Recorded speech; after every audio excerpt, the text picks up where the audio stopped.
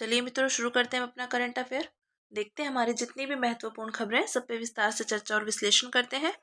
हमारी पहली न्यूज़ है, यूनेस्को के अंतर सरकारी समुद्र विज्ञान आयोग यूनेस्को आईओसी ने ओडिशा के गांव को सुनामी के लिए तैयार गांव के रूप में मान्यता प्रदान की। तो यूनेस्को आईओसी ने इंडोनेशिया में दूसरी वैश्विक सुनामी संगोष्ठी के दौरान ओडिशा के 24 तटीय गांवों को सुनामी के लिए तैयार के रूप में मान्यता प्रदान की है। यह मान्यता राष्ट्रीय सुनामी तैयारी मान्यता बोर्ड एनटीआरबी द्वारा सत्यापन के आधार पर दी गई है। एनटीआरबी सुनामी तैयारी मान्यता कार्यक्रम लागू करता है। इस निकाय में भारतीय राष्ट्रीय महासागर सूचना सेवा केंद्र के वैज्ञानिक और राष्ट्रीय आपदा प्रबंधन प्राधिकरण एनडीएमए के अधिकारी शामिल हैं। देखते हैं यूनेस्को आईओसी सुनामी तैयारी मान्यता कार्यक्रम टीआरआरपी के विषय में। तो टीआरआरपी एक स्वैच्छिक व अंतर्राष्ट्रीय समुदाय आधारित प्रयास है। यह वैश्विक तटीय क्षेत्रों में जोखिम की रोकथाम और शमन को बढ़ावा देने का कार्य करता है। इसका उद्देश्य सुनामी जैसी आपदा से जीवन, आजीविका और संपत्ति की रक्षा करना। इसके लिए टीआरआरपी जागरूकता और तैयारी संबंधी रणनीतियों के माध्यम से सुनामी के प्रति प्रतिरोधकता को बढ़ावा देता है। इसकी कार्यप्रणाली की बात करें तो इसमें लगातार मूल्यांकन के लिए 12 तैयारी संकेतक शामिल है तथा एक बार मान्यता मिलने के बाद हर 4 साल में नवीनीकृत किया जाता है। सुनामी के विषय में देखते हैं तो भूकंप, ज्वालामुखी विस्फोट, भूस्खलन या तटीय चट्टानों के गिरने की वजह से महासागरीय धरातल में अचानक हलचल होती है। इसके कारण जल का विस्थापन होता है। इसके परिणाम स्वरूप ऊर्ध्वाधर विशाल लहरों की एक श्रृंखला उत्पन्न होती है जिसे सुनामी कहा जाता है। इसकी उत्पत्ति सुनामी में जापानी शब्द त्सु का अर्थ बंदरगाह और नामी का अर्थ लहर होता है। इसकी विशेषताएं देखते हैं तो गति, इन लहरों की गति 500 मील प्रति घंटे से अधिक हो सकती है। यद्यपि जैसे ही ये लहरें उथले जल में प्रवेश करती हैं तो इनकी गति 20 से 30 मील प्रति घंटे तक धीमी हो जाती है। इस दौरान इनकी तरंग दैर्घ्यता घट जाती है जबकि ऊंचाई बढ़ जाती है। सुनामी लहर की गति लहर के स्रोत की दूरी पर निर्भर नहीं करती बल्कि यह समुद्र की गहराई पर निर्भर करती है। बात करते हैं भारत द्वारा उठाए गए कदम। तो भारतीय सुनामी प्रारंभिक चेतावनी केंद्र यह लास्ट माइल कनेक्टिविटी के लिए हिंद महासागर के 25 तटीय देशों को सुनामी संबंधी सलाह प्रदान करता है। इसमें सुनामी बॉय सिस्टम का एक नेटवर्क है जो रियल टाइम डेटा संचारित करता है। INCOIS ने भारतीय तट पर ज्वार गेज स्टेशनों का एक रियल टाइम नेटवर्क स्थापित किया है। भारत में सुनामी के प्रबंधन पर NDM में दिशा निर्देश लागू हैं। सुनामी की मॉडलिंग और मानचित्रण देखते हैं तो इसे भारतीय तट के साथ साथ प्रारंभिक सुनामी और तूफान महोर्मी चेतावनी प्रणाली के एक भाग के रूप में स्थापित किया गया है। ठीक है, अब बात करते हैं raising ambition and accelerating delivery of climate finance report जारी की गई। तो यह रिपोर्ट जलवायु परिवर्तन पर संयुक्त राष्ट्र फ्रेमवर्क कन्वेंशन UNFCCC के 29वें पक्षकारों के सम्मेलन COP29 में जारी की गई है। इस रिपोर्ट में पेरिस समझौते के लक्ष्यों को पूरा करने के लिए स्वच्छ एनर्जी ट्रांजिशन, अनुकूलन एवं लचीलापन, हानि व क्षति, प्राकृतिक पूंजी तथा जस्ट ट्रांजिशन जैसे क्षेत्रों में निवेश की आवश्यकताओं का अनुमान लगाया गया है। रिपोर्ट के मुख्य बिंदु पर एक नजर डालते हैं तो 2030 तक जलवायु कार्यवाही के लिए लगभग 6.3 से 6.7 ट्रिलियन डॉलर प्रतिवर्ष वैश्विक निवेश किए जाने की आवश्यकता है। चीन के अलावा उभरते बाजार और विकासशील देशों को 2.3 से 2.5 ट्रिलियन डॉलर की जरूरत है। वर्तमान में अधिकतर निवेश भारत और ब्राजील जैसी अर्थव्यवस्थाओं पर केंद्रित है। वित्त पोषण अंतराल को कम करने में गैर पारंपरिक स्रोतों की भूमिका में बढ़ोतरी हुई है। गैर पारंपरिक स्रोतों में स्वैच्छिक कार्बन बाजार, दक्षिण दक्षिण सहयोग, विशेष आहरण अधिकार आदि शामिल हैं। सौर ऊर्जा की प्रौद्योगिकी लागत में गिरावट और चीन से सौर उत्पादों की आपूर्ति में भारी वृद्धि के कारण विकासशील देशों के लिए अभूतपूर्व अवसर पैदा हुए हैं। रिपोर्ट की प्रमुख सिफारिशें हैं सहयोग को मजबूत करने, क्षेत्रीय निवेश योजनाओं के विकास और परियोजनाओं पाइपलाइनों के सह निर्माण सहित देशों को जलवायु वित्त के लिए एकीकृत दृष्टिकोण अपनाने की आवश्यकता है। सार्वजनिक वित्त पोषण, तो जलवायु वित्त के लिए देशों को अपने ऋण और राजकोषीय स्थिति का बेहतर प्रबंधन करना होगा। साथ ही घरेलू संसाधन जुटाने को बढ़ावा देने के लिए कार्बन मूल्य निर्धारण जैसे उपाय अपनाने होंगे। निजी निवेश, देशों को पूंजी की लागत कम करने, रियायती वित्त के लिए विकल्पों का विस्तार करने, कार्बन बाजारों की क्षमता का दोहन करने आदि पर बल देना चाहिए। बहुपक्षीय विकास बैंकों को जलवायु वित्त पर नया सामूहिक परिमाणित लक्ष्य के हिस्से के रूप में 2030 तक ऋण देने की क्षमता को 3 गुना करने के लिए काम करना चाहिए। ठीक है, अब देखते हैं जलवायु वित्त की सुविधा के लिए तंत्र। तो वैश्विक पर्यावरण सुविधा 1991, इसका गठन जलवायु परिवर्तन सहित वैश्विक पर्यावरणीय मुद्दों के समाधान के लिए किया गया। ग्रीन क्लाइमेट फंड 2010, इसे कोप 16 में विकासशील देशों को समर्थन देने के लिए स्थापित किया गया था। नया सामूहिक परिमाणित लक्ष्य, तो यह मौजूदा दौर में काफी चर्चा में है। इसका उद्देश्य 2025 के बाद विकासशील देशों को उनके जलवायु कार्यों में समर्थन देने के लिए एक नया वित्तीय लक्ष्य निर्धारित करना है। ठीक है, बात की हमने जलवायु वित्त की सुविधा के लिए तंत्र के विषय में। अब बात करते हैं। पूरे भारत और विश्व में 555वीं गुरु नानक जयंती मनाई गई। तो भारतीय प्रधानमंत्री ने इस अवसर पर शुभकामनाएं देते हुए कहा कि श्री गुरु नानक देव जी की शिक्षाएं हमें करुणा, दया और विनम्रता की भावना को आगे बढ़ाने के लिए प्रेरित करती हैं। इनकी जयंती प्रथम सिख गुरु गुरु नानक देव जी के जन्म का प्रतीक है। उन्होंने ही सिख धर्म की नींव रखी थी। श्री गुरु नानक देव जी की प्रमुख शिक्षाएं देखते हैं। तो एक ओंकार, इसका अर्थ है एक ईश्वर जो अपनी प्रत्येक रचना में निवास करता है और परम सत्य का सृजन करता है। सत्यवादिता, सत्यनिष्ठापूर्ण जीवन पर जोर दिया और सत्य को जीवन का सर्वोच्च मूल्य बताया। सामाजिक असमानता, तो सामाजिक असमानता का निरंतर विरोध किया और जाति व्यवस्था की आलोचना की। साथ ही धन के साधन के रूप में धर्म, तो उन्होंने लोगों को सचेत किया कि वे भौतिक संपत्ति को एकत्र करने के लिए धर्म का उपयोग ना करें। ठीक है, आधुनिक समय में उनकी शिक्षाओं की प्रासंगिकता देखते हैं। तो समानता और भाईचारे पर जोर, तो उनके इन सिद्धांतों पर अमल करने से समाज में वर्तमान में बढ़ रहे लैंगिक और जातिगत भेदभाव तथा दुनिया भर में बढ़ते संघर्ष एवं युद्ध का समाधान संभव है। वर्ण छको, यानी जो आपके पास है उसे बांटे, इससे संपन्न और वंचित के बीच बढ़ती असमानता को कम किया जा सकता है। किरत करो, यानी अपना धन उचित और ईमानदारी से कमाओ, इससे भ्रष्टाचार में कमी आ सकती है। सरबत दा भला, सभी का कल्याण, यानी उनकी यह शिक्षा जलवायु परिवर्तन से निपटने और पारिस्थितिकी न्याय को बढ़ावा देने में मदद कर सकती है। ठीक है, देखते हैं गुरु नानक देव जी के विषय में। तो उनका जन्म तलवंडी यानी पाकिस्तान में ननकाना साहिब में हुआ था। उन्होंने करतारपुर में एक केंद्र की स्थापना की थी। मोक्ष का उनका विचार निष्क्रिय आनंद की स्थिति नहीं था, बल्कि सामाजिक प्रतिबद्धता की मजबूत भावना के साथ सक्रिय जीवन की खोज थी। अपनी मृत्यु से पहले गुरु नानक ने अपने अनुयायियों में से एक लेहना को अपना उत्तराधिकारी नियुक्त किया था। लेहना को गुरु अंगद के नाम से जाना गया था। उन्हें गुरु नानक जी की रचनाओं को संकलित किया था। ठीक है, ये बात की हमें गुरु नानक जी के विषय में। अब बात करते हैं। विश्व भर में प्रथम ट्रांसनेशनल संगठित अपराध के खिलाफ अंतर्राष्ट्रीय दिवस मनाया गया। तो गौरतलब है कि मार्च 2024 में संयुक्त राष्ट्र महासभा ने एक संकल्प अपनाया था। इस संकल्प में 15 नवंबर को ट्रांसनेशनल संगठित अपराध के सभी रूपों की रोकथाम और उनके खिलाफ संघर्ष के लिए अंतर्राष्ट्रीय दिवस घोषित किया गया था। ट्रांसनेशनल संगठित अपराध वास्तव में वह संगठित अपराध है जिसे कई देशों में बैठे अपराधियों के समन्वय से अंजाम दिया जाता है। इसके तहत अलग अलग देशों में सक्रिय व्यक्तियों के समूह या मार्केट अवैध व्यापारिक गतिविधियों की योजना बनाते हैं और उन्हें अंजाम देते हैं। इसके प्रकार और रूप देखते हैं। तो ट्रांसनेशनल संगठित अपराध में शामिल है मादक पदार्थों की तस्करी, प्रवासियों की तस्करी, मानव तस्करी, मनी लॉन्ड्रिंग, हथियारों की तस्करी, नकली वस्तुओं की तस्करी आदि। संयुक्त राष्ट्र सुरक्षा परिषद संकल्प 2019, तो इस संकल्प में आतंकवाद और संगठित अपराध के बीच बढ़ते गठजोड़ के बारे में चिंता को उजागर किया गया है। साथ ही इसमें नीतिगत उपायों के जरिए गठजोड़ से निपटने की सिफारिश भी की गई है। अब देखते हैं आतंकवादियों और संगठित अपराध के बीच गठजोड़। तो आतंकवाद का वित्त पोषण, आतंकवादियों को संगठित अपराधों को अंजाम देने से वित्तीय मदद मिलती है। उदाहरण के लिए भारत के पूर्वोत्तर राज्यों में सक्रिय विद्रोही समूह अवैध ड्रग्स व हथियारों की आपूर्ति के कुरियर बनकर धन जुटाती हैं।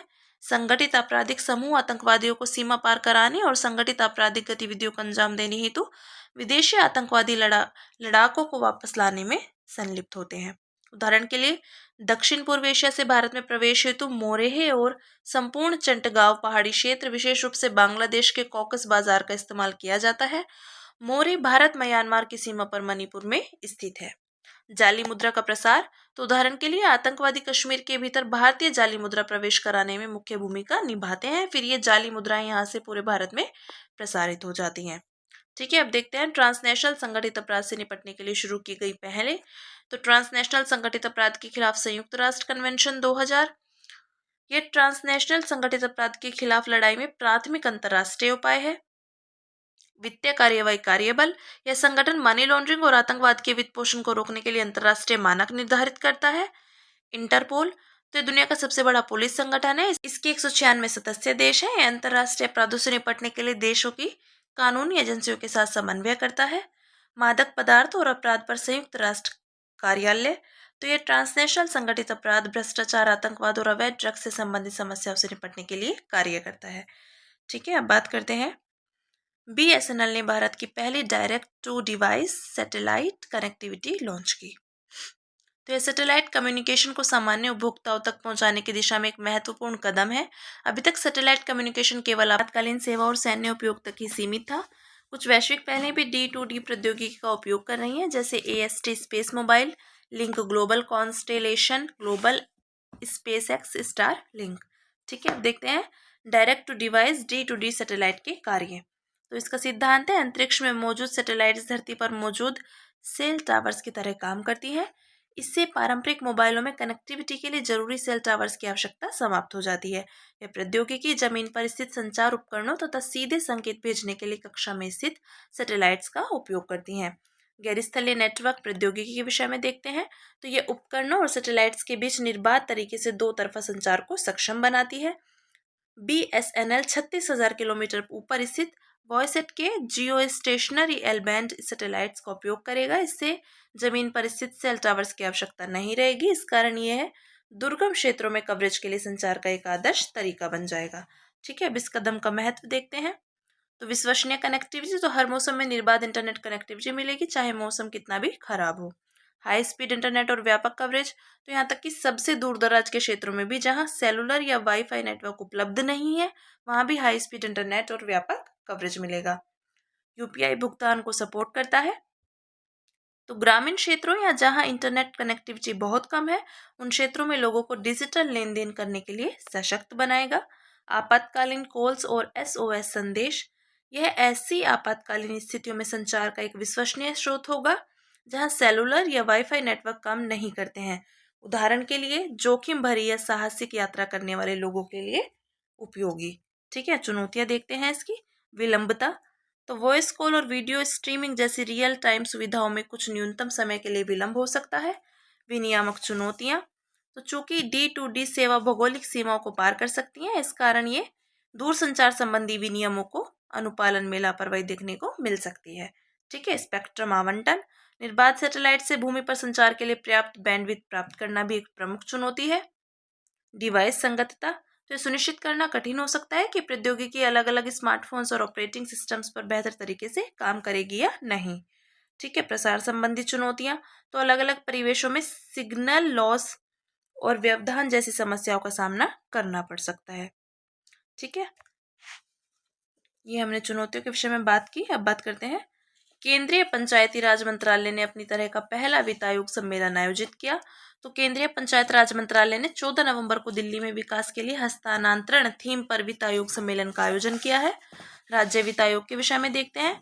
संवैधानिक प्रावधान, अनुच्छेद 243I के अनुसार राज्यपाल को 73वें संविधान संशोधन अधिनियम 1992 के लागू होने के एक वर्ष के भीतर राज्य वित्त आयोग का गठन करना होगा। इसका कार्यकाल की बात करें तो राज्य वित्त आयोग का गठन प्रत्येक 5 साल में करना होता है। कार्य, राज्य वित्त आयोग 243I के तहत पंचायतों और अनुच्छेद 243Y के तहत नगरपालिकाओं की वित्तीय स्थिति की समीक्षा करता है। वह निम्नलिखित विषयों पर राज्यपाल को सुझाव भी देता है। राज्य और स्थानीय निकायों के बीच करों का वितरण, उन करों, शुल्कों आदि का निर्धारण जिन्हें स्थानीय निकायों को सौंपा जा सकता है या उनके द्वारा विनियोजित किया जा सकता है, तथा राज्य द्वारा स्थानीय निकायों को सहायता अनुदान। ठीक है, अब जानते हैं राज्य वित्त आयोग से जुड़ी चिंताएं। तो कई राज्यों ने समय पर राज्य वित्त आयोग का गठन नहीं किया। उदाहरण के लिए 15वें वित्त आयोग की 2020 की रिपोर्ट के अनुसार केवल 15 राज्यों ने ही 5वें या 6ठे राज्य वित्त आयोग का गठन किया था। डेटा का अभाव तो कई राज्य स्थानीय निकायों के बारे में सटीक डेटा प्रदान नहीं करते हैं। इस वजह से राज्य वित्त आयोग की सिफारिशें तदर्थ यानी अस्थायी बनी रहती हैं। एक्शन टेकन रिपोर्ट में देरी तो राज्य अक्सर एक्शन टेकन रिपोर्ट यानी सिफारिशों पर कार्यवाही का मसौदा तैयार करने में विफल रहते हैं। इन रिपोर्ट्स को राज्यपाल विधायिका के समक्ष प्रस्तुत करते हैं। राज्य सरकारें राज्य वित्त आयोगों की बुनियादी सिफारिशों को भी अस्वीकार कर देती है। केंद्रीय वित्त आयोग की सिफारिशों के मामले में ऐसा नहीं होता है। अब देखते हैं राज्य वित्त आयोग में सुधार के उपाय। तो 15वें वित्त आयोग ने 2020 की रिपोर्ट में सिफारिश की थी कि राज्य वित्त आयोग से जुड़े संवैधानिक प्रावधानों का अनुपालन नहीं करने वाले राज्यों को मार्च 2024 के बाद अनुदान जारी नहीं किया जाना चाहिए। इस सिफारिश के बाद अरुणाचल प्रदेश को छोड़कर सभी राज्यों में राज्य वित्त आयोगों का गठन किया गया था। ठीक है, ये हमने बात की राज्य वित्त आयोग में सुधार के उपायों के विषय में। अब बात करते हैं अन्य सुर्खियों की, जिसमें हमारी पहली न्यूज़ है विश्व ऊर्जा रोजगार 2024 रिपोर्ट। तो अंतर्राष्ट्रीय ऊर्जा एजेंसी ने विश्व ऊर्जा रोजगार 2024 रिपोर्ट जारी की। रिपोर्ट के मुख्य बिंदुओं पर एक नजर डालते हैं। तो वैश्विक ऊर्जा क्षेत्र में रोजगार ने 2023 में श्रम बाजार के व्यापक ट्रेंड को पीछे छोड़ दिया।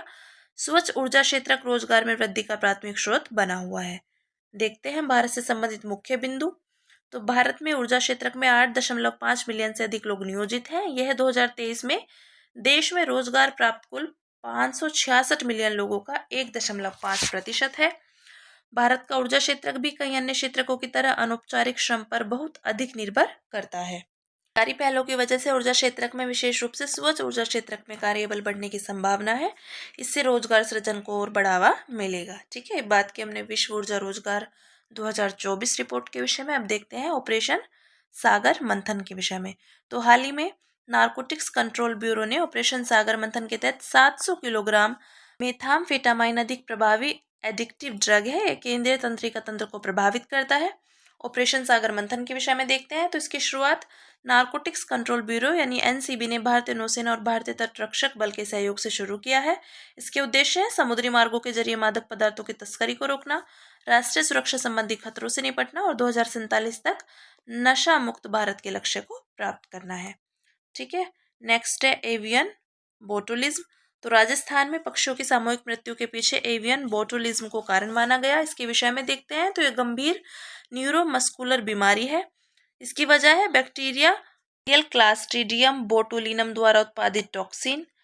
एवियन बोटुलिज्म के प्रकोप में सहायक परिस्थितियां, तो जल का अधिक तापमान, एनोक्सिक परिस्थितियां, अपघटित पादपों, शैवालों या पशु अपशिष्टों में बैक्टीरियल सबस्ट्रेट, मनुष्य और पालतू जानवरों में संक्रमण, संक्रमित मछली, पक्षी आदि खाने से होते हैं। ठीक है, वाल्मीकि टाइगर रिजर्व। तो बिहार के वाल्मीकि टाइगर रिजर्व में दुर्लभ कैट स्नेक देखा गया। सामान्य कैट स्नेक बोइगा ट्राइगोनाटा अन्य सर्प प्रजातियों की तुलना में बहुत कम विषैला होता है। सांप की इस प्रजाति को अत्यंत दुर्लभ भी माना जाता है। वाल्मीकि टाइगर रिजर्व के विषय में देखते हैं। तो देश का 18वां टाइगर रिजर्व है, बिहार का एकमात्र टाइगर रिजर्व है। इसकी स्थापना 1976 में की गई थी और 1990 में से टाइगर रिजर्व घोषित किया गया था। यह भारत में हिमालय तराई वनों की सबसे पूर्वी सीमा का निर्माण करता है। इससे जो होकर जाती है नदियां वो कौन सी हैं? गंडक, पंडई, मनोर, हरहा, मसान, भापसा। जीव जंतु हैं बाघ, भालू, तेंदुआ, भारतीय बाइसन, लकड़बग्गा, जंगली कुत्ते आदि। और वनस्पति है साल, सागौन, बांस, सेमल, खैर आदि। ठीक है, ये बात की हमने वाल्मीकि टाइगर रिजर्व के विषय में। अब देखते हैं कोदो मिलेट के विषय में। तो मीडिया रिपोर्ट्स के अनुसार मध्य प्रदेश के बांधवगढ़ टाइगर रिजर्व में जंगली हाथियों की मौत की वजह कोदो मिलेट का सेवन हो सकता है। इसके विषय में देखते हैं। जैसे भारत में कोदरा और वर्गू के नाम से भी जाना जाता है। कई आदिवासी समुदायों का मुख्य भोजन है। इसके गुण, तो इसमें डाइटरी फाइबर और आयरन जैसे खनिज प्रचुर मात्रा में पाए जाते हैं। इसमें एंटीऑक्सीडेंट गुण भी मौजूद हैं। इसका seven asthma, migraine, blood pressure, दिल का दौरा, मधुमेह, हृदय रोग के उपचार में और महिलाओं में रजोनिवृत्ति में उपयोगी माना जाता है। यह सूखा सहिष्णु, उच्च उपज क्षमता, अधिक दिन तक भंडारण जैसे गुणों से युक्त है। खेती के लिए आदर्श जलवायु है गर्म और शुष्क जलवायु। इसकी खेती मुख्य रूप से दक्कन क्षेत्र में की जाती है और वर्षा के तुरंत बाद काटे गए कोदो को खाने से स्वास्थ्य को नुकसान पहुंच सकता है। देखते हैं चाबहार बंदरगाह के विषय में। तो विदेश मंत्रालय के प्रतिनिधिमंडल ने रक्षा मंत्री के साथ बैठक के दौरान अफगानिस्तान को चाबहार बंदरगाह तक पहुंच प्रदान करने की पेशकश की। इसके विषय में देखते हैं। यह ओमान की खाड़ी के मुहाने पर स्थित है और चाबहार परियोजना 2 अलग अलग बंदरगाह हैं इसमें, जो है शाहिद बेहिशिती और शाहिद कलंतरी। इसका महत्व है भारत को मध्य एशिया तक पहुंच का एक वैकल्पिक मार्ग प्रदान करना और इस प्रकार भारत को अफगानिस्तान में मध्य एशिया के बाजारों तक पहुंचने के लिए पाकिस्तान से होकर पहुंच प्राप्त करने की आवश्यकता नहीं है। ज्ञातव्य है कि ईरान और भारत दोनों अंतर्राष्ट्रीय उत्तर दक्षिण परिवहन गलियारा इंस्टेक परियोजना में चाबहार बंदरगाह की महत्वपूर्ण भूमिका को पहचानते हैं। ठीक है, अब बात करते हैं भारतीय प्रेस परिषद की। तो हर साल 16 नवंबर को राष्ट्रीय प्रेस दिवस मनाया जाता है। इसी दिन भारतीय प्रेस परिषद की स्थापना की गई। इसकी उत्पत्ति पहले प्रेस आयोग की सिफारिशों के बाद 1966 में भारतीय प्रेस परिषद अधिनियम 1965 के तहत स्थापित किया गया था। 1975 में आपातकाल के दौरान भंग कर दिया गया था। बाद में प्रेस परिषद अधिनियम 1970 के तहत 1979 में भारतीय प्रेस परिषद की पुनः स्थापना की गई थी। इसका उद्देश्य भारत में प्रेस की स्वतंत्रता को बनाए रखना और पत्रकारिता के उच्च मानकों को बनाए रखना है। इसकी संरचना की बात करें तो इसमें एक अध्यक्ष और 28 सदस्य होते हैं। अब देखते हैं सेनाटोरा के पौधे के विषय में। तो तमिलनाडु वन विभाग मधुमलाई टाइगर रिजर्व में पाए जाने वाले आक्रामक सेनाटोरा पादप को हटाने की नवीन प्रयोग कर रहा है। सेनाटोरा के विषय में देखते हैं तो मूल प्रजाति दक्षिण और मध्य अमेरिका की मूल प्रजाति है। सूखे घास के मैदानों व क्षेत्रों में वृद्धि करता है। खतरा है, मधुमलाई टाइगर रिजर्व में मौजूद विस्तृत घास के मैदान को इस आक्रामक प्रजाति से खतरा है। इससे इस घास के मैदान पर निर्भर हाथियों, हिरणों और भारतीय गौर जैसे स्थानीय वन्य जीवों पर भी अस्तित्व संबंधी खतरा उत्पन्न हो जाएगा। आक्रामक प्रजाति के विषय में देखते हैं तो यह एक आक्रामक प्रजाति ऐसी प्रजाति होती है जो एक नए परिवेश में पारिस्थितिकी या आर्थिक नुकसान का कारण बनती है।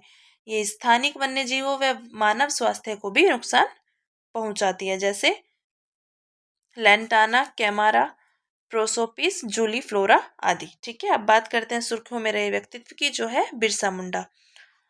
तो डाक विभाग ने जनजातीय गौरव दिवस के उपलक्ष्य में बिरसा मुंडा की 150वीं जयंती पर एक विशेष डाक टिकट जारी किया। गौरतलब है कि प्रत्येक वर्ष 15 नवंबर को जनजातीय गौरव दिवस मनाया जाता है। इसके विषय में देखते हैं बिरसा मुंडा के। तो उनका जन्म 1875 में वर्तमान झारखंड के खूंटी जिले के उलीहातू गांव में हुआ था।